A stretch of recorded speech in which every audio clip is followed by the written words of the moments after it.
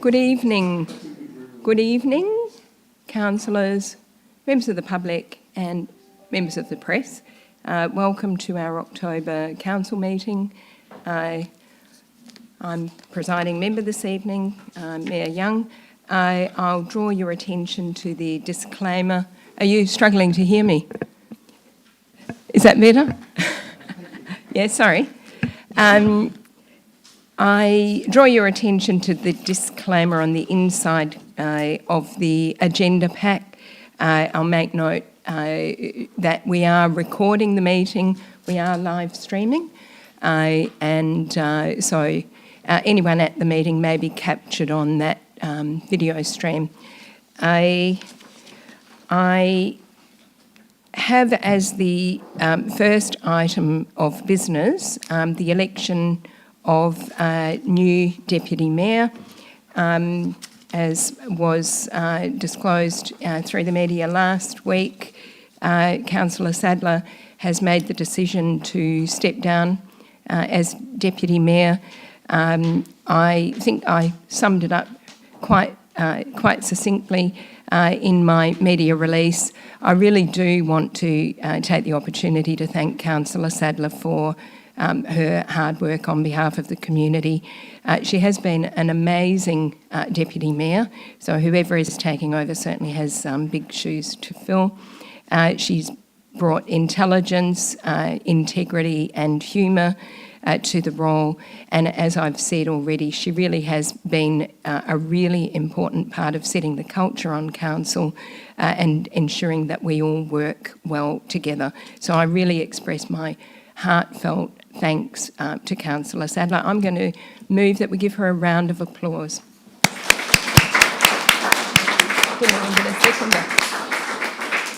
I don't think I got a seconder for that. So, on to the formalities. The process for electing a new Deputy Mayor is set out in the Act. We have had a nomination in writing from Councillor Harkins. Does anybody else, it's not too late if you want to nominate anyone else. Give a few minutes, a few seconds to think. Keeping her on edge. There being no other nominations, Councillor Harkins is the new Deputy Mayor, and I would like to offer Councillor Harkins congratulations and a round of applause for putting your hand up. Thank you. So it's appropriate now for Councillor Harkins and Councillor Sadler to swap places.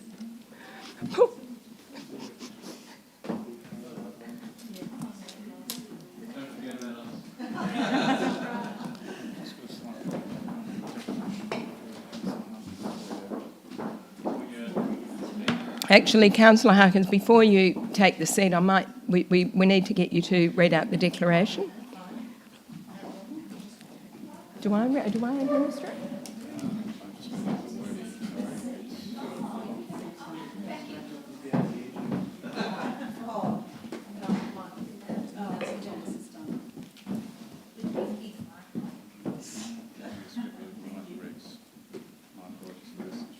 There is a formality in the form of an oath that we're getting the wording for.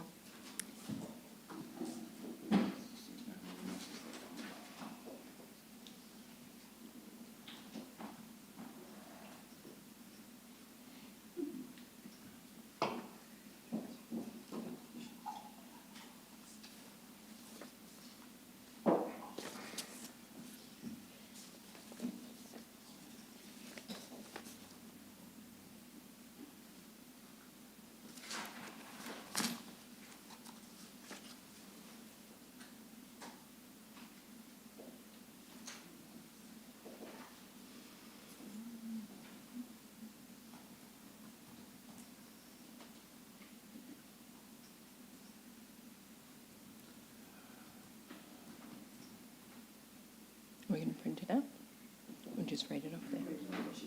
Hmm?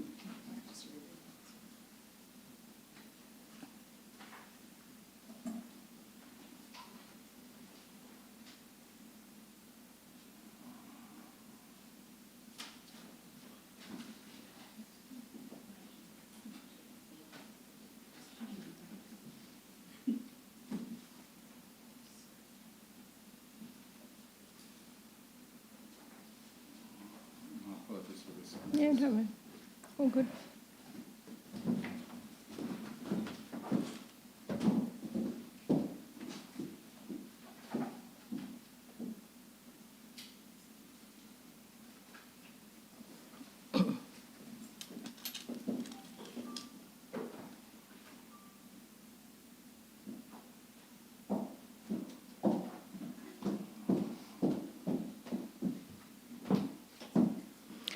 Unfortunately, we don't have it and we can't proceed without it. So I apologise for the delay.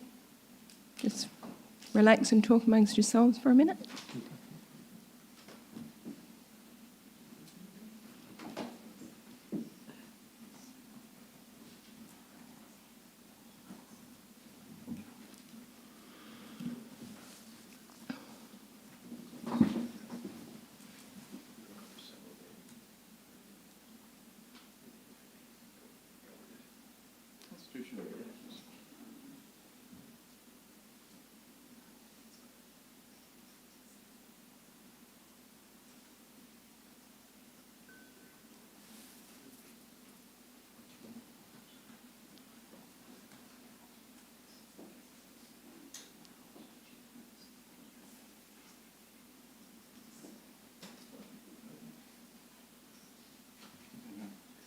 Rightio.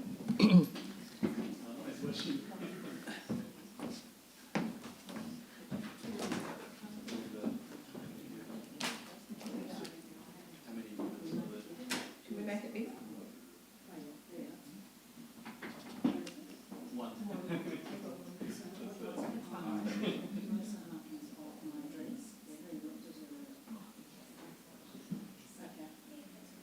Can we have attention now, please?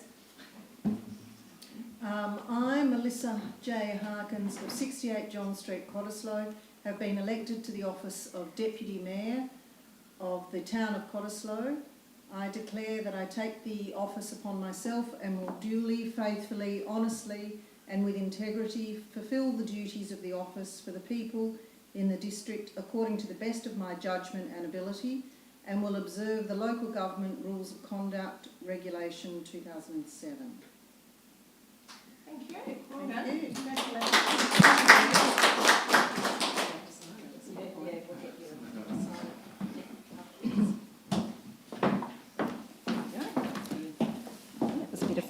That was a bit of fun.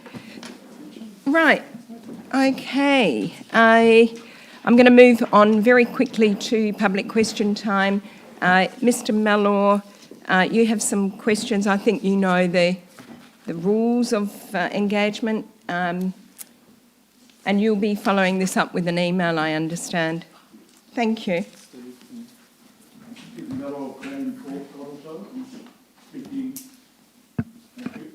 As an independent ratepayer. The video of the September OCM video recording is not available on the town's website when I looked yesterday and today. For what reason? And will it be made available? I've got a question on Barchetta Magic Apple. Can you please confirm a disabled access toilet is included in the new layout at cafe level? If it is, I am pleased, but if not, would it mean that the building is not compliant for today's regulations? Would it also mean that this does not comply with the Council's Disability Access and Inclusion Plan? Will Council update the information on the National Public Toilet Map that lists this cafe having disabled toilet but requires a disabled patron to leave the cafe and travel or must be about 100 metres in unprotected from the weather to the lower level?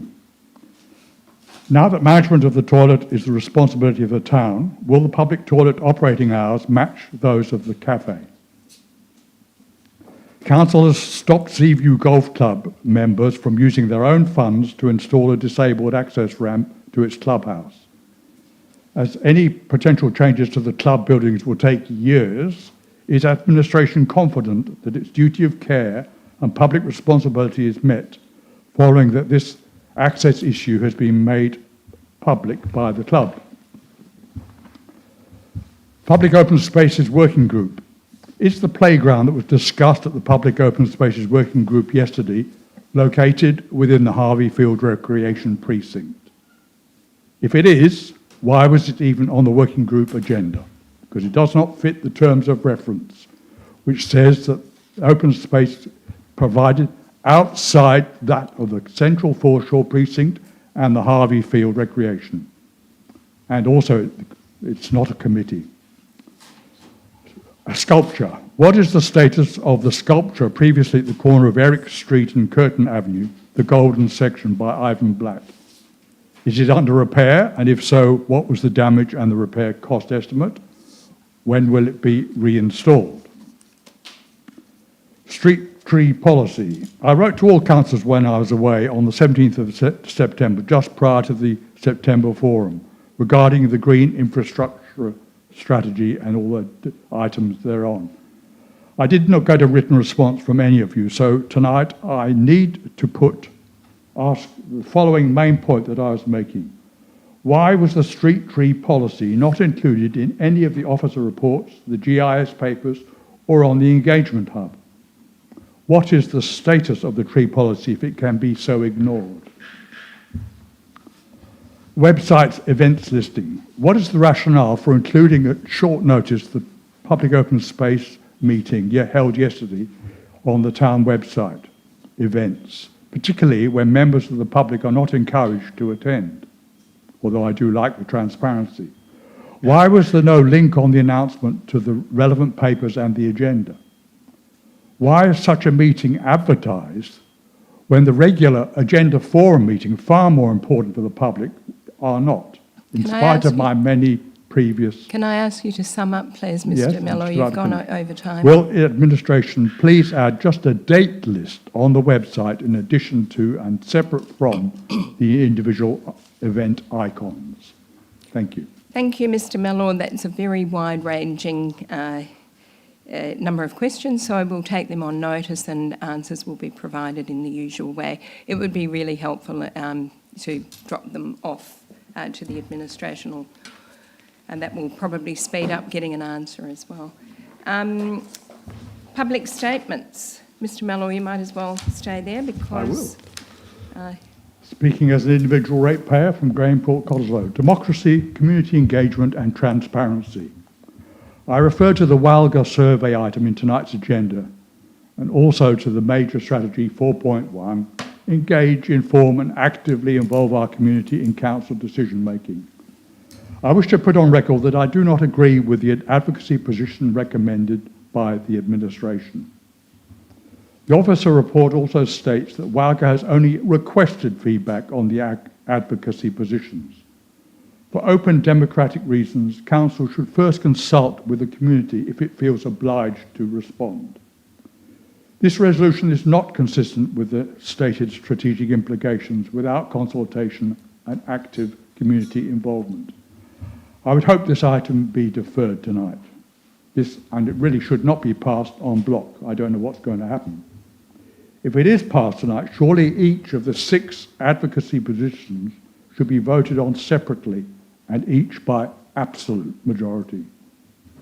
I would also like to hear confirmation that if any decision is made tonight, it is not binding on any future response to any possible state regulation changes that WALGA may succeed in implementing via the Minister. I'd like to note that most states have compulsory local government voting, except WA and South Australia. Postal voting is currently regulated in WA covers all electors on the roll, more likely in my view to get higher turnout than in-person voting only. Compulsory voting will increase community response regardless of any defaulters. Voting with the option of preferences was achieved last year without problem and should be encouraged, particularly as we don't have a ward system. On another matter, I'd also like to take this opportunity to welcome Vicky Cobby as Director of Corporate and Community Services. I'm just a member of the community, but I welcome you. I find it hard to believe that such a senior executive position has not had, as far as I'm aware, a community introduction announcement. Had Agenda Forum meetings been live streamed, which is indeed a missed opportunity, a few might have heard of Vicky Cobby's arrival in the town. Thank you. Thank you, Mr. Mellor. I'm going to move on to attendances. We have a full house this evening. Are there apologies from staff? So it's great to have a full house. Nobody on approved leaves of absence, obviously. We do have a couple of applications for leaves of absence. Councillor Mason. Yes, I submitted a form last week at the Agenda Forum for a leave of absence from the 19th to the 20th of November, which is the November Agenda Forum, as I am interstate on work commitments. Thank you. I don't know, do we need to take a vote on that? Yes. It's for the Agenda Forum. It's still a leave of absence, so just in case Oh, there's okay. a special Yeah, meeting. okay. Okay, yep, sure, yep. Councillor Sadler, you're seconding? I presume you're moving that, yes? And it's Councillor Sadler. All in favour? Unanimous, thank you. And Councillor Heath, I think you also had... Oh, yes, please. I put in an application for a leave of absence for the December OCM. So I think it's Tuesday the 16th of December. Just for that. Oh, sorry. I put in an application for a leave of absence for the December OCM, Tuesday the 16th of December. 17th, thanks. Just for that day. Yes. You're moving that? Yes, please. Seconder, Councillor Mason, all in favour? That's unanimous. Thank you very much. Thank you. Declarations of interest in respect of items on the agenda this evening. I have a declaration myself in respect of item 13.1.1 John Street subdivision on the basis that some of the proponents are known to me, but I can make a decision on that item based on merit. Then other elected members, Councillor Wilinko. Yes, I've got an interest in item 10.1.3, an impartiality interest, as the principal of the planning company advising the proponent is known to me, but I can consider it on its merits. Thank you. Thank you. Any other? Councillor Mason? Yes, I have an impartiality interest on item 10.1.6. As my street is identified in the integrated transport strategy, as are a significant number of Cottesloe residents, and I can make my decision based on merit. Thank you. Councillor Harkins? Thank you. I'm declaring an impartiality interest in 13.1.3 and because the proponent is known to me, but I'm able to make a decision based on its merits. Councillor Irvine? Yes, as well, 13.1.3, as residents in John Street are known to me, but I can act impartially and make my decision on merit. Councillor Sadler? Thank you. I have an impartiality interest on item 13.1.3 as some of the proponents are known to me, but I can make my decision based on merit. Thank you. Thank you. Were there any other declarations? No, that's good. Thank you. So now moving on to confirmation of minutes for the meeting on 24 September 2024. That's on page 9. Do I have someone to move those minutes be accepted? Councillor Wilinko. And do I have a seconder? Councillor Bullbeck. Everyone all in favour? Sorry. Hands up. Can we have hands up? Sorry. Yep, that's unanimous. Thank you. So we don't have any petitions, presentations or deputations. I'm going to ask the CEO to identify the items that have been called up for debate this evening. Through the chair, so the items that have been called up or will need to be called up are 10.1.3 lots 35 and 50 in brackets 7 and 11 Station Street, Cottesloe, application for significant development. 10.1.4 Waste Local Law 2024 I've called up because it requires an absolute majority. 10.1.5 Marine Parade Foreshore Precinct posted speed reduction to 30 kilometres per hour. 10.1.9 Walga Local Government Elections Advocacy Position, and all of items 13.1, 13.1.1, 13.1.2, 13.1.3, 13.1.4, because these have been requested to or recommended to be discussed behind closed doors. Thank you. I'll read it out, and if you could just double check. That leaves the items to be dealt with en bloc this evening. 10.1.1, monthly financial statements. 10.1.2, purchasing policy review. 10.1.5, integrated transport. 10.1.6, thank you. Integrated transport strategy. 10.1.7, shark barrier section 91 licence. 10.1.8, CEO quarterly information bulletin. 10.1.10, execution of documents and application of the Common Seal policy. 10.2.1, receipt of audit committee minutes. And items 13.1.1, Seaview Golf Course tee box relocation. No, they've been. Oh, sorry. Okay, thank you. So the items that I have called out are to be moved en bloc. Do I have someone to move that those items be dealt with en bloc? Councillor Harkins, and a seconder, Councillor Thomas. All in favour? Thank you. That is unanimous, so we will be putting them through.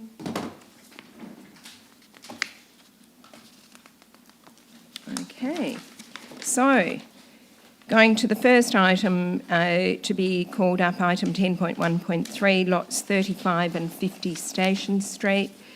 Cottesloe application for significant development, proposed apartments, hotel and commercial tenancies, initial consideration of council comments to WA Planning Commission. That's on page 17, and the officer's recommendation is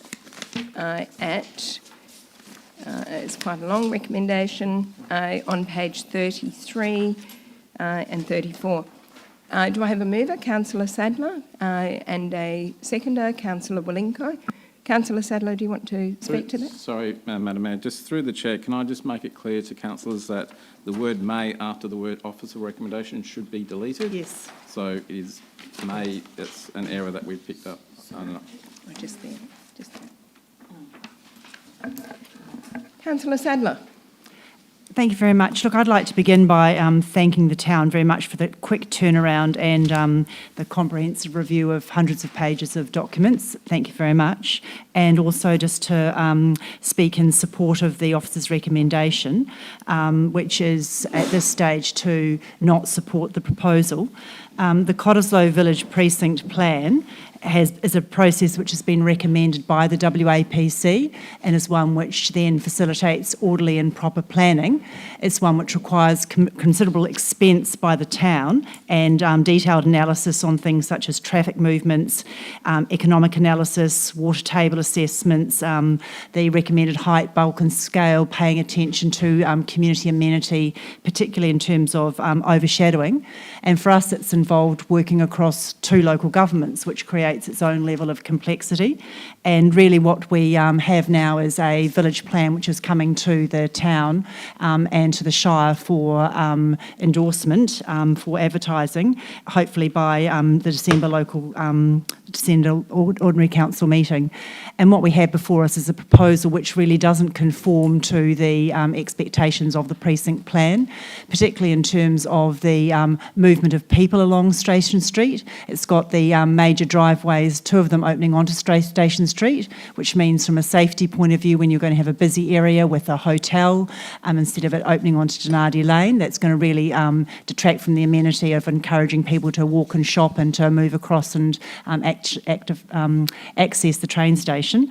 Importantly, we've had strong feedback from the community that Napoleon Street really is the beating heart of Cottesloe, both for the Shire and the town, and that access to blue sky and to daylight is really highly valued.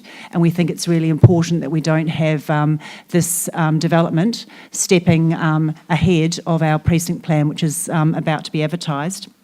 Additionally, in order to be able to access four levels of parking underneath the development, that's if it were approved, that would require the town to have a water storage facility provided underneath Station Street, and that has got the potential both to create significant problems for us in terms of our long-term asset management liability, and also provides us with the requirement to provide approval for that, which we're certainly not in the position to make. So for all those reasons, I would encourage my fellow councillors to support the officer's recommendation. Thank you. Thank you, Councillor Sadler. I almost did. Councillor Wilenko. Thank you. I think Councillor Sadler has given an excellent summary, but I might just add a couple of things. It has been a little while getting our precinct plan in place, but part of that has been because we've done extensive community consultation, and the community has responded well. We've had many meetings and quite a bit of input, and that takes time, and that's why it's taken time to get to this point. But we do have we're very close to bringing it to council. As I understand, it's scheduled to be on the agenda for December, so that'll be very helpful. And at that point, we'll have a better and clearer picture of exactly what the community is looking for. What it doesn't appear to be looking for at this preliminary stage is what's on the table and being proposed, 15 to 17 stories, which clearly, as pointed out by the officers, is a built form and scale that will be overbearing on the character of the area. It has a detrimental visual impact on the Albion Hotel and be inconsistent with the local planning scheme and the local planning framework. And as mentioned, it will overshadow Napoleon Street. So it simply is not something that I think we as council should be supporting at this stage. Thank you. Thank you, Councillor Wilenko. Did anyone want to speak against the officer's recommendation? Well, I'm going to put it to the vote then. All in favour? That's unanimous. Thank you, councillors. Yep. I'm going at my pace. Waste Local Law 24, that's on page 35 with the officer's recommendation on page 37. This has been called up as probably more of a formality for Councillor Harkins has moved it. It requires an absolute majority. Do I have a seconder? Councillor Heath. Councillor? No, I do not need to speak to it, thank you. And Councillor Heath? Did anyone want to speak against the officer's recommendation? I shall put it to the vote. All in favour? That's unanimous. Thank you. Now, the item 10.1.5, Marine Parade Foreshore Precinct posted speed reduction to 30 kilometres per hour. That is on page 38, and the officer's recommendation is on page 51. If you just bear with me for a moment. Sorry? The officer's recommendations on page 43. Page 43. Yep, I beg your pardon. Sorry, I'd gone to the, yes, thank you, gone to the wrong item. Through the Chair, if I could just remind councillors that the administration has slightly amended points 1 and 2. The officer's recommendation now reads that council supports posted speed reduction along Marine Parade between the Cove car park, in brackets just south of Forest Street, and the Grant Street to 30 kilometres per hour. And 2, requests the Chief Executive to monitor the speed after the posted speed reduction and approves the installation of speed cushions at Eric Street and Forest Street pedestrian crossings as mentioned in option 1, should there be no should there be non-compliance with the new posted speed limit? I think you're going to have to read the change to item 1 out again. I missed that, and I'm... Through the chair, so item 1 now reads, supports the posted speed reduction along Marine Parade between the Cove car park. Can you go more slowly so we can note this? Because, yep, yeah, the Cove car park. In brackets, just south of Forest Street, close brackets, and Grant Street to 30 kilometres per hour. Okay. Is everyone clear on that motion? Now, we do...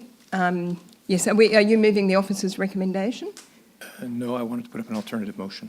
Oh, okay then. And I seek your indulgence. It's only because there are 2 proposed amendments to this one. So my thought was if I put up the alternative, if it doesn't succeed, then we can go on to the amendments. If it does succeed, it avoids having to go through the amendments. That's quite well organised. Well, I'll put it over to you to say what your alternative motion is, please. Thank you very much. You should have a copy in front of you. The alternative motion is that council approves the installation of speed cushions at Eric Street and Forest Street pedestrian crossings as mentioned in option 1, and further requests the Chief Executive Officer to discuss with Main Roads Western Australia posted speed reductions along Marine Parade south of the Cove car park and north of the Grant Street intersection, which is consistent with the item number 4 in the current officer recommendation. Okay. Sorry, sorry, I didn't realise that you had circulated that. So that's approves the installation of speed cushions. So you're moving that? And do we have a seconder? I'll foreshadow... well, I can't foreshadow the old officer's... I'll foreshadow the officer's... Yeah, thanks. Do we have a seconder for it in that form, for the motion? Councillor Irvine.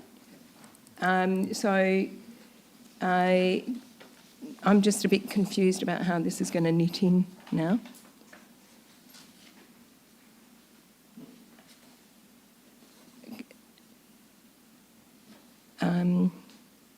Because it's quite different to the officer's recommendation, I'm looking at how the amendments now knit in with this one. Sorry, that's why I put it forward as an alternative rather than an amendment. So it's a complete alternative to that.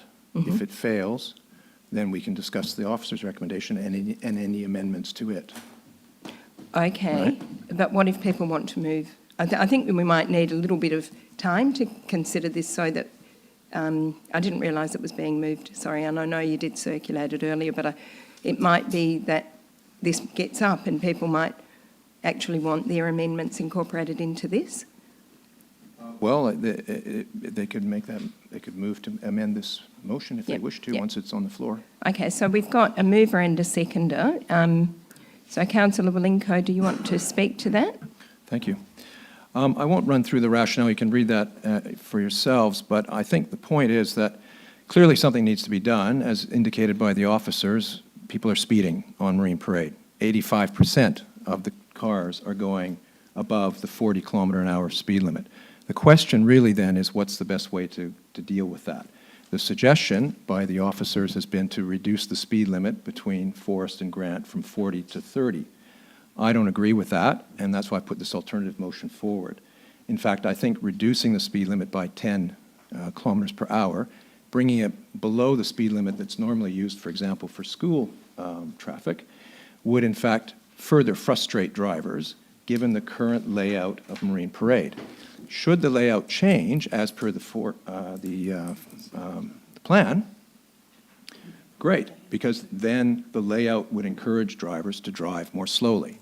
You know, for example, in Claremont, they changed the layout of the streets there, and you naturally drive slower. You don't need to worry about people driving at 50 kilometers through because you virtually can't do it. Once we have the foreshore plan in place, then people will naturally slow down, and I think it'll make sense for people to drive at 30. But right now, given the current layout, it doesn't make sense to drive at 30. I think people get very frustrated driving at 30 along Marine Parade, along that stretch. I think 40 is appropriate, and my motion further suggests that we should take it from 50 down to 40 along the rest of Marine Parade. And I'm thinking particularly south Cottesloe, where the new playground is, for example. I think it makes a lot of sense, again, take it from 50 to 40, because it's consistent with, for example, a schoolyard, right? Playground, schoolyard, high pedestrian areas. The recommendation generally is 40. And so my suggestion is to get us to keep it at 40 as it is now, to stop the speeding traffic, pick up the officer's suggestion, which is to put in a couple of the speed cushions, rather than reducing the speed and then potentially seeing, and then waiting, according to the officer's recommendation, waiting to see if people go along at 30. I suspect they'll still be doing 50. If 85% of people believe that 50 is appropriate along that street right now, presumably that's why they're ignoring the speed limit, then they're going to keep doing it, even if we put it to 30. So I just think it's not logical to take it down to 30. I think we keep it at 40, but put the speed cushions in and let's slow people back down to 40 where they should be. Thanks. Thank you, Councillor Valinko. Councillor Irvine, do you? Yes, I speak in favour of the cushions from the perspective that you've got a very high percentage of people that are over the speed limit today, 85%. So the cushions will address the concern of speeding along Marine Parade, particularly at the crossings, rather than just lowering the speed and having 85% of people abusing that speed limit. Thank you. Thank you. Does anyone want to speak against? Councillor Thomas? Yeah, I'd like to speak against. The first point I'd say is 30 kilometres per hour is an appropriate speed for that section of street, given it's highly frequented by pedestrians and it's intended as a pedestrian boulevard. And I'd note that the chance of survival of pedestrian being hit by a car at 40 kilometres per hour is 60%, and that increases to 90% at 30 kilometres per hour. So it's ultimately about providing a safe and friendly, welcoming environment for all users. I also would foreshadow the alternative, the amendments, particularly that put forward by Councillor Sadler, that the speed cushion may not be the most appropriate treatment to encourage the the vehicles slowing down, and I think there's another way of approaching that which could give a better result. And finally, to address your point that we should consider perhaps lowering the speed at a later time after the foreshore master plan has been realised. I would say that we don't have certainty about when that will take place, and we also have the opportunity now where we have an engagement with Main Roads WA, and they're talking to us about reducing the speed limits. I think we should actually use this opportunity and take it while it's on the table, and these things can't all happen all together, the road foreshore development and the speed reductions. So we need to do bit by bit as we can and when we can. Thank you, Councillor Thomas. Councillor Mason, I saw your hand up. Yeah. Yes, I wanted to speak for the alternative motion. I think that it's a logical pathway towards our ultimate goal of the foreshore master plan, but I think that we can't miss a step, and I think that this is very logical. It is not yet a pedestrian boulevard. I know that is the ultimate goal, but at the moment, if it is safe for a children's school crossing to be 40, then it is safe for Marine Parade to be 40. With the dual use as it is currently before the master plan is realised. I also think that it makes a lot of sense to look at it not being 50, 30, 50, but instead 40 the entire length, which is what the second point of Councillor Walenko's alternative motion suggests, and that the speed cushions will deter hooning and help with noise and complaints that we've received from Marine Parade residents. So I am supportive. Thank you, Councillor Mason. Councillor Sadler? Thank you, Mayor Young. Look, I would speak against the motion and in support of other amendments. A couple of points. I think when you introduce devices to slow down traffic, you need to actually make sure that they're safe for all road users, and speed cushions actually are, because of their sort of small profile, are actually quite dangerous for bike riders. Particularly Marine Parade is a really popular area for people to be riding along in pelotons, and irrespective of one's views of that, they are often riding 2 or 3 abreast, and they're often doing it early in the morning to keep away from the busier times of day. So if you get somebody on a peloton coming across one of those things, they are actually pretty dangerous. It's pretty easy to topple, and I certainly have found them awkward and difficult to ride over when wet and quite slippery. So I'd really counsel against that form of speed device so we don't have some inadvertent consequences. And secondly, I think 30 kilometres an hour is much safer for pedestrians and outside schools. It's been reduced to 40 k's an hour because that is what the community will tolerate at this point in time, not because it's actually what's safe. In most European countries, you've got 30 kilometres an hour on all local roads, so a very different scenario. I don't know, we can't move to that at this point in time. But I think if we have a more whole-of-street approach and really lower the speeds down to 30 kilometres an hour, what we're doing is setting up the environment where we can actually then apply for grants and to put back in the design elements which are needed to actually bring the speeds down. And it's whether which do you put the cart before the horse. We've got this on the table at the moment, as I say, currently that the administration has negotiated. And I think I'm quite keen to go even more aspirational than that in terms of the lowered speeds along that stretch. But for that reason, I would respectively speak against this motion and encourage us taking a slightly different tack to really maximise safety for all road users. Thank you. Councillor Harkins, you want to speak? Yes, I'm speaking in favour of the alternate motion now that I've listened and understood what it was all about. I would like to reiterate many of Councillor Mason's points regarding the school zone, and I heard what Councillor Sadler just said there, but I do think if it's okay outside of a school zone, I think if the public were going at 40 kilometres an hour along Marine Parade and sticking to that speed limit, I think it's exactly what Councillor Sadler said, is that the community will tolerate that. Going at 30 kilometres an hour, I wonder if the community will tolerate that. I also note the point about pelotons, but I think that will be a good thing if it slows the pelotons down, because sometimes they're going quite fast, and so I know it's sometimes early in the morning, but sometimes it's not.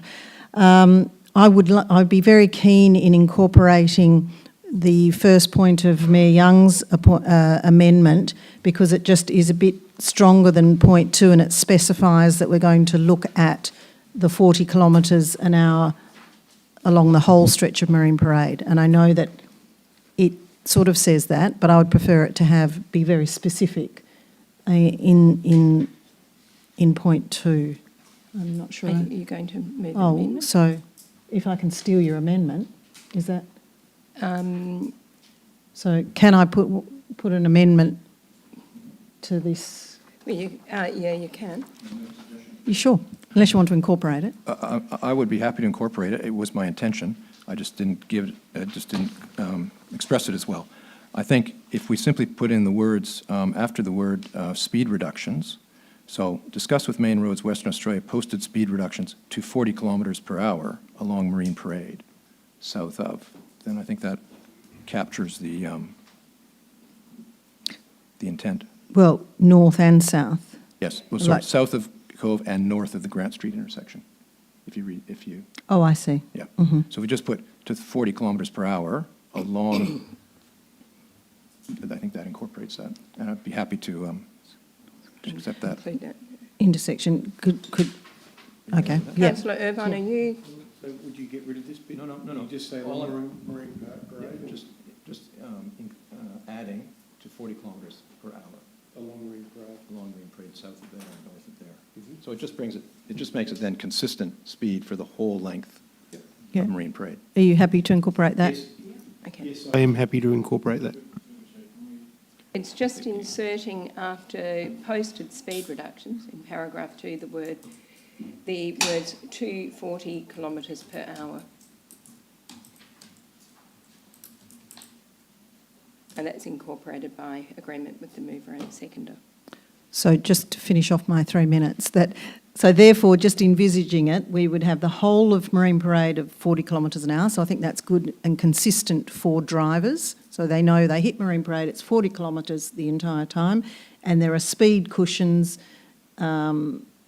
before the Eric Street and the Forest Street pedestrian crossings. I guess, do you have one on either side? Through the chair to the, how does that work? Well, I think your time is up. I'm sorry.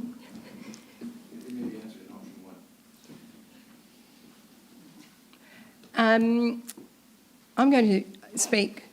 Sorry? I was just wanting to move an amendment. Okay. Who got in first? I think I did. I didn't see it. Can I speak to it? I don't mind. Okay, go and move the amendment. I don't think the proposed amendment is negating the intent. I was hoping to swap I've just got to find Councillor Willingco's one, sorry, there's lots of bits of paper. Oh, here we go. Swap approves the installation of speed cushions at Eric Street and Forest Street pedestrian crossings to instead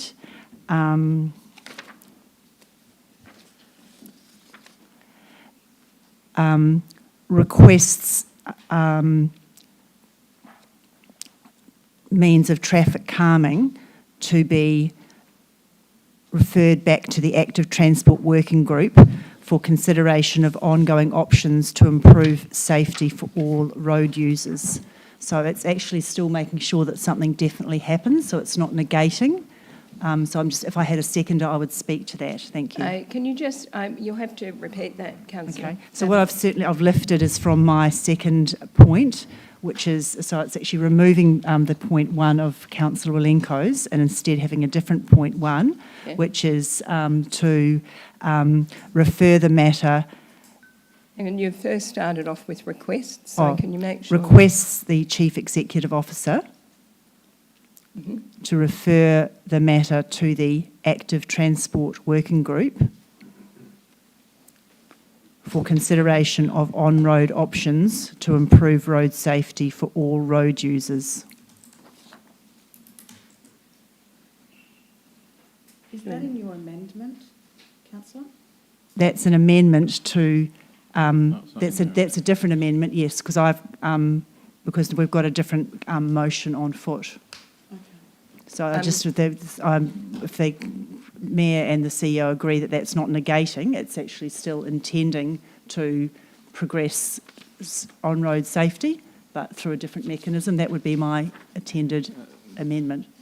If I had a seconder, I can speak to it. Accept that as not negating the intent. Do you think it's negating the intent?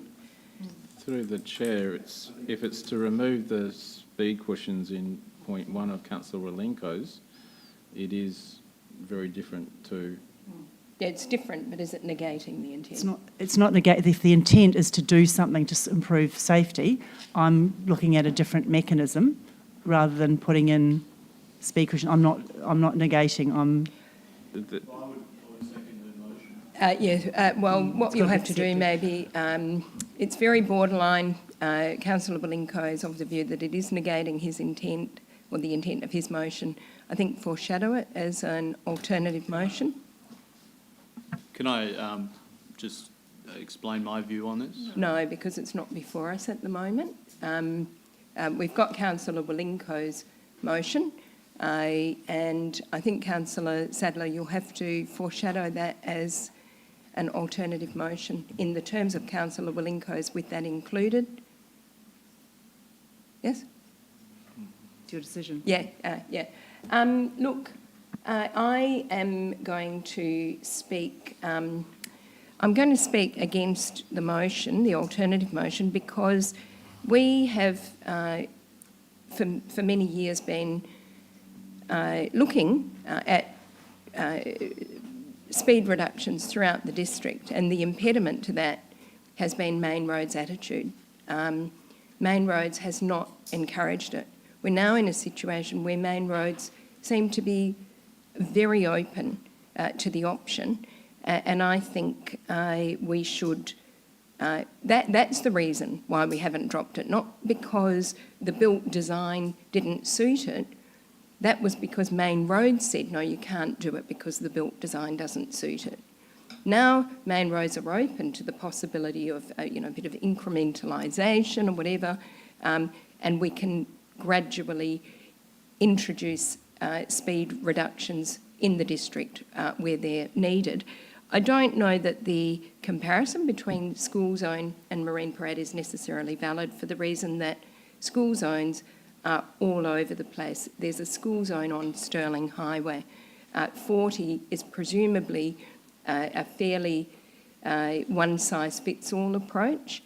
That doesn't necessarily mean that that is the ideal, and it certainly isn't the ideal on Marine Parade in my view. I also really do know, I'm not a cyclist myself, but we do have an active transport working group with expertise in cycling, or with experience, who are on top of things like how traffic calming is going to impact on riders and make sure that it's safe for all users. So I would very much like to get on with the 30 kilometre and foreshadow the officer's recommendation, but at the very least I would prefer that Councillor Wilinko's motion stand subject to Councillor Sadler's amendment, which she's not able to move but may move as an alternative motion, and I will give her the opportunity to do that ahead of my own changes should this motion fail. So, let's strike while the iron's hot with Main Roads. It's going to be a little bit odd if we've been pushing and then they're saying okay, and then we say, oh, actually no, we think you were right in the first place, which, as I say, that's been the impediment. So, that's the end of my saying shut up. Does anyone else want to speak to this alternative motion? So I'm going to put the alternative motion. Oh yes, right of reply, Councillor Wilinko. Thank you. Thank you very much. Just to address a couple of points, I agree. Look, ultimately 30's safer, 20's safer. I mean, yes, absolutely, getting slower is better. But as I point out in the rationale, I had a look at the National Road Safety Strategy out of interest, and as they point out, you've got to have an integrated approach to this. It's not just one thing. It's not just putting in a new speed limit and expecting everybody to suddenly, oh, it's 30, I'm going to go 30 now, when I wasn't going at 40. So, I think the point is, until the road is built in such a way as to encourage people to do the right thing and drive at the right amount, it's futile. We're just going to end up with people speeding it. And I think it's even worse because pedestrians will be misled into thinking, oh, well, it's 30 now, it's a safer area, I can just launch myself out into the street. In fact, cars will still be speeding through. So I think it actually makes it more dangerous. As far as the bicycle thing goes, I chose option 1 out of the 3 options put forward by the officers because they suggested that it would have the least cost, and if we do get the foreshore going, then the least amount of lost sunk cost. But I noticed that option 2, for example, you've got a crossing facility right across the whole way, so maybe that would be a better option, but I put forward the 1 because that was the cheaper one at the time. And also, as a cyclist myself, I know you can get around those pretty easily when you're cycling along. So I think those, I just wanted to address those points, and I urge you to support this alternative motion. Thank you. Thank you. And thank you, Councillor Wilinko. I'll put the alternative motion to the vote. All in favour? That is Councillor Mason, Heath, Irvine, Wilinko and Harkins, and against, that's Councillor Bulbeck, Thomas, Sadler and Mayor Young. So the alternative motion is won, and that's an end to that matter. Thank you. Sorry. Bear with me.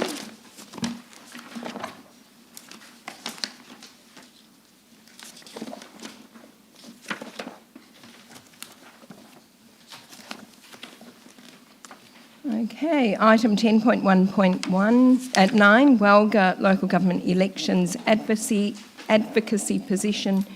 That's on page 56, with the officer's recommendation on page 60. We've had some amendments, so it might be worthwhile someone moving the officer's recommendation, Councillor Harkins. And do we have a second? Do we have a seconder, someone who doesn't propose to move an amendment? Councillor Walinko. Councillor Harkins, do you want to speak?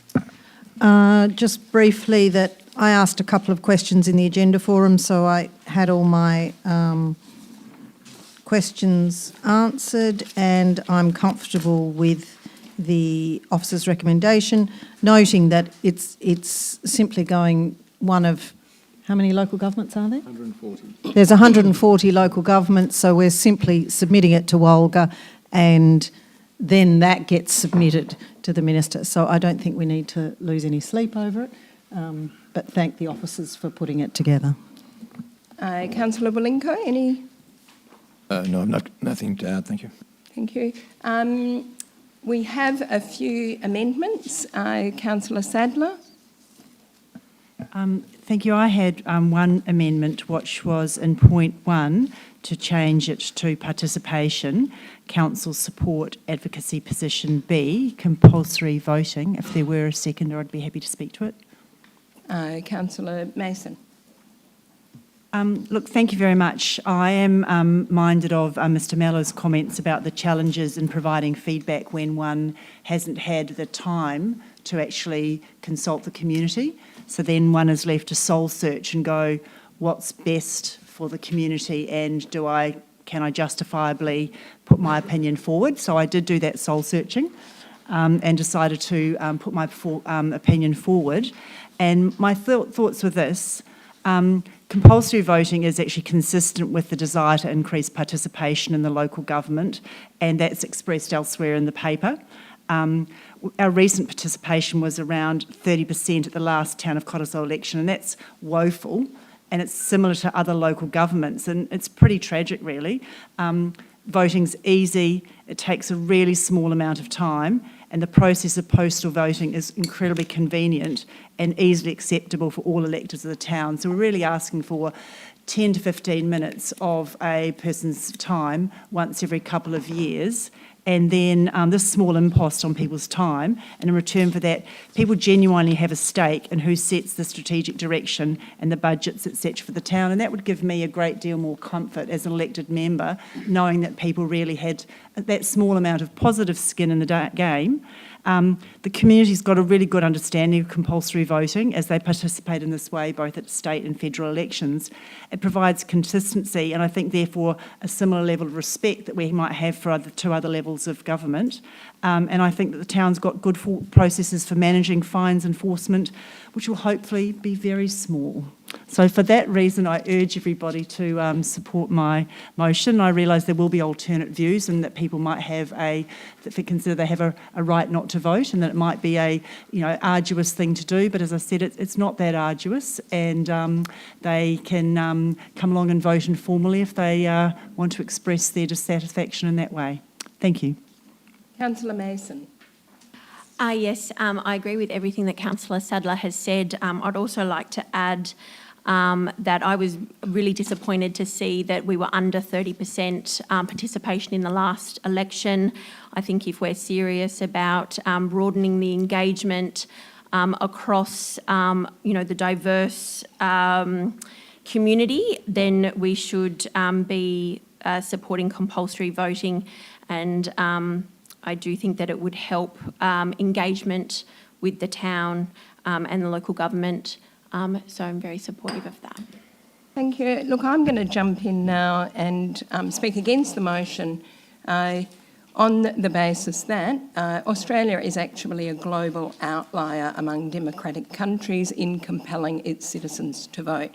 We're very used to it, but it is by no means the norm in democratic countries. Information on the AEC website shows only 32% of countries worldwide have any form of compulsory voting. Most of them are in South America and the Pacific. Few of them enforce compliance. The countries that don't have any form of compulsory voting include the UK, Canada, the USA, New Zealand, and almost all of Europe. And in recent years, significantly more countries have dropped out of compulsory voting than have taken it up. Those to drop it include Spain, Italy, and the Netherlands, with only Bulgaria and Samoa introducing it in recent years. According to the website of International IDEA, which is an organisation that supports democracy worldwide, Australia is the only OECD country which actively penalises its citizens for not voting. So it is not an intrinsic part of democracy, and it's the exception in democracies very much, rather than the rule. Having said that, I am very comfortable. We've had compulsory voting at a federal and state level since the 1900s. Their remits are very different to ours, and usually voters are engaged via media and have an understanding of the relevant issues. I will say the recent election turnout in Cottesloe was actually 34.35. It was not below 30, as mentioned in the printed rationale. We have seen voter turnout in Cottesloe just below 50% in recent years, so this could be a single isolated downturn. Members of our community are entitled to not be interested in the things that we're interested in. If we have an unacceptable voter turnout, then we need to better engage and not penalise people for not being interested. There's the argument that compulsory voting increases participation. It doesn't. It increases turnout. They're very different things. Participation includes getting informed, gaining knowledge on issues, engaging and voting. So artificially increasing voter turnout by introducing compulsory voting masks the underlying causes of low voting numbers, which is most likely a lack of knowledge or a lack of interest in matters at a local level. And as I've said, people are entitled to not be interested.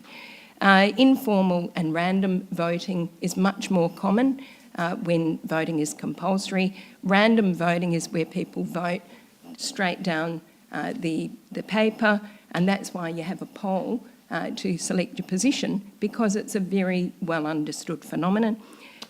Proponents of compulsory voting argue that it leads to greater voter knowledge and engagement. That is not supported at all by any evidence, and I would argue that Australians who are forced to vote at federal and state level are not better informed politically than, for example, New Zealanders, Canadians, Brits, and most of Europe who are not forced to vote in any election at all.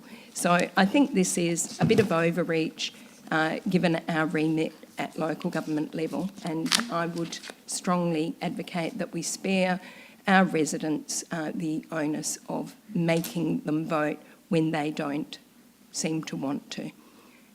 So, does anyone want to speak in favour of it? Councillor Wilinko. I hadn't appreciated that we'd be having a discussion about the fundamentals of democracy this evening, although I probably should have, looking at this. But being one of those people who comes from a country where there isn't compulsory voting, I was always very impressed with the fact that there is compulsory voting in Australia. And I see no reason why we do it at the federal level, state level. Why not do it at the local level? In fact, I was surprised to learn that we didn't do it at the local level when I first came out to vote many years ago. I hear what you're saying, and you've obviously, Mayor, put a lot of thought and research into this. I appreciate that, but I don't agree. I think that it's a fantastic system that requires people to vote and requires them to engage. The degree to which they wish to engage is up to them, of course, And it may, as you say, having to vote doesn't necessarily mean you're engaged in the process of the vote, but hopefully you're going to get most people doing so because they know they do have to vote. And so they have to actually make a decision in that voting box at some point. And so hopefully they will get more engaged. Certainly when we look around the world and you know, just to use the neighbor to Canada, the United States, you get voting rates as low as 15%. You really start wondering whether, you know, the politicians actually have the will of the people behind them. So I think it's a good idea. I think we should bring it in at the local level. I support the motion. Thank you, Councillor Walinko. Councillor Harkins, you had your... Yes, even though I said I wasn't going to lose any sleep over it, I will make comment. I am not in favour of compulsory voting at local government level. I think, as stated in the officer's the report, informal voting will increase just so that they can tick and flick and be done with it. And the fact that the town, we were told last week, will have to follow up and fine people. We need to stick to our knitting, and we've got bigger fish to fry. Our staff, heaven forbid, that they spend time following up on fines. Ratepayers, as we know, are generally not fans of local government. You can have a look at social media and that will tell you that very quickly. And I think this would antagonise them even more, saying you have to vote in a local government election. People become engaged when there's a hot topic, like a skate park. We got lots of people turning up to meetings, filling in consultations, etc. But look at our recent consultations. You know, we're lucky if we get 200 people responding to things. So I think forcing them to fill in a ballot paper every 2 years is way overreach, and I'm certainly not in favour of compulsory voting at a local government election. Thank you. Oh, Councillor Bulbeck. I'd like to speak in favour of the amendment and on two, just to add, well, not correct, but put my position on two things. I do not believe that if this was to get up, and I think it's probably got a tiny, minute chance of becoming what we do in local government, that they would immediately start punishing people for failing to vote. I'm sure there would be a transition period. Now, I was actually going to suggest this amendment, but including that we would ask the state government or the WAEC, probably be the state government, to legislate for a transition period so people could adjust to the compulsory voting rather than start fining them, because I agree, like in by-elections, the turnout is much lower. It's often around 80 to 90%. So because people don't hear about it, so that possibility of people not voting and having to be educated. The other thing I'd like to say is that it also affects us as councillors. If we know we're representing the whole community rather than those who actively engage with us, now we might think we should only represent those who actively engage with us, but why Australia is such, well, could be such a great place is if politicians, and it has been a better place than, say, the United States in terms of having a good welfare system and so on in the past, because the government has to attempt to represent the whole community rather than just represent a small proportion who are usually more educated and more well off than the mass of people who don't vote, sadly, in a non-compulsory voting system. So it's equity, it's participation, and I think it can be introduced in such a way to not punish people for the first couple of cycles, for sure. Thank you. Does anyone else want to speak on the motion? I'm going to put it to the amendment. The amendment? Yeah? No, I'm going to put that... That's just the amendment. Yeah. You're going to put that amendment to the vote. All in favour? And against? Oh, sorry, I'll call out. Sorry. All in favour? That's Councillor Thomas, Mason, Bulbeck, Sadler and Walinko. And against? That's Councillor Heath, Irvine, Harkins and Mayor Young. So the amendment is 1. I think we have other amendments to this. We probably need to... Sorry, who would have thought? Who would have thought on a Tuesday night, eh? Councillor Bulbeck. I'm happy for your amendment. It more or less covers what I wanted to do, and it might be the easiest way to go forward. So, yeah, I'm happy to withdraw my amendment on that basis if that's procedurally appropriate. Yeah. Did you want to move this as an amendment? The the position Your that... amendment. Yeah. Oh, well, I'll move it, yeah, sorry. I'll second it. Yeah, thank you. That paragraph 3 of the officer's recommendation be amended to read as follows. 3, voting methods, council supports advocacy position B. The sector supports optional preferential voting, OPV, as the preferred voting method for general elections. If I have a seconder, Councillor Bulbeck. Look, I think now that we've gotten rid of the ward system, the first past the post is not the right way to go. And I have borrowed Councillor Bulbeck's wording verbatim. It doesn't make sense in a multi-member constituency. People will complain if they're only entitled to record a vote for one of the councillors, and it's difficult to see how it works, how a first past the post works when there are more than one position available. And it will be confusing, as Councillor Bulbeck had pointed out. It's not the way that it's done at state or federal level. The optional proportional preferential voting goes the closest to maximising every voter's choices by distributing surplus votes at a fractional amount, and this is consistent with the methods used in state and federal. There were some difficulties experienced when we first introduced it, and I've put that down to teething problems, but given that it does actually represent a better reflection of the voters' choices, they'll be ironed out and it will all work out. So, Councillor Bulbeck, did you want to speak to that? No, I think that covers it, and I think... Thank you. Yeah, thank you. Did anyone want to speak against the amendment? No, I'll put it to the vote. All in favour? And against? So that was all other than Councillor Irvine. So then there was another amendment, I believe. Or was there another? Okay. So we're now going back to the substantive motion, the officer's recommendation as amended by those two amendments. I think I will put the officer's recommendation as amended to the vote. All in favour? That is, and against, Councillor Irvine. So that is passed. Thank you.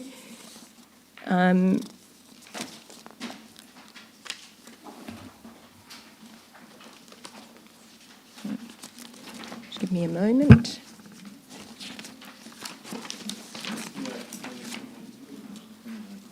Yeah, I know, but I... Okay. Right, that takes us now to the matters for which the CEO has recommended the meeting be closed. Just to be clear, Seaview Golf Course T-box relocation is closed because there's considerable legal advice that refers to that motion. Consent to sublease is also the subject of legal advice. Through the Chair, no, it's in regards to a commercial value to a person. Oh, okay, thank you. Oh, yes, of course, sorry. And then the subdivision for 22 John Street is legal advice and commercial value. Yes. And the Seaview Golf Club clubhouse redevelopment item is the subject of legal advice. Through the Chair, it's because the information relates to a contract entered into or which may be entered into by the local government. And there's also legal advice. Oh, there's no. No, Yeah, sorry, I'm legal mixing up advice. I'm mixing up the items. Okay. I move that we close the meeting for these 4 items. Do I have a seconder? Councillor Sadler. All in favour? That's unanimous. Thank you. So we'll close the meeting, and can we...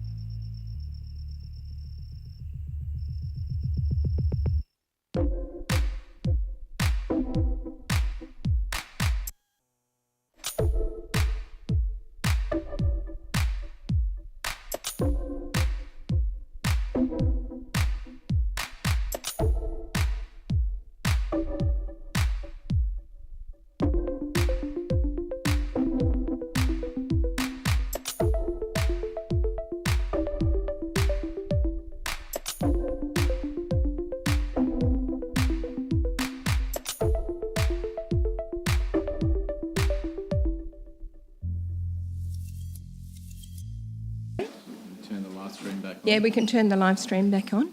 God, that was... And good luck reading out the resolutions. Oh. Oh, I'm not going to be able to. I haven't got them in. Well, we can certainly do the last three because they were as per the office. Have you put it on? Thank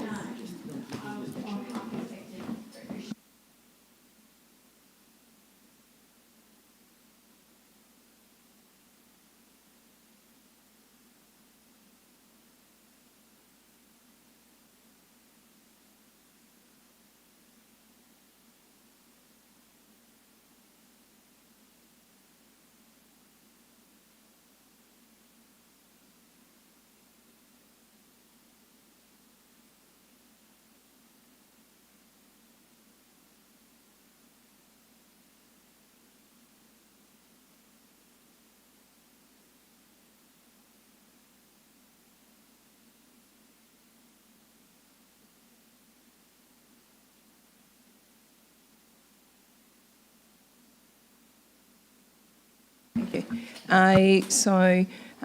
We are now live streaming again. Thank you. And for any members of the community who are listening in or who listen to this subsequently, I'm not going to be able to read out the motions that were passed in the closed meeting. They were complex and subject to a number of amendments, and they need to be pulled out and checked against the recording before they can be read out. Had there been members of the public here, we would have adjourned to do that, but we will do that instead, and we will get printed copies of the resolutions on the town's website as a matter of urgency, priority. Thank you very much. We're closing the meeting now at 8:30. Thank you very much, councillors. Well done. Thank you.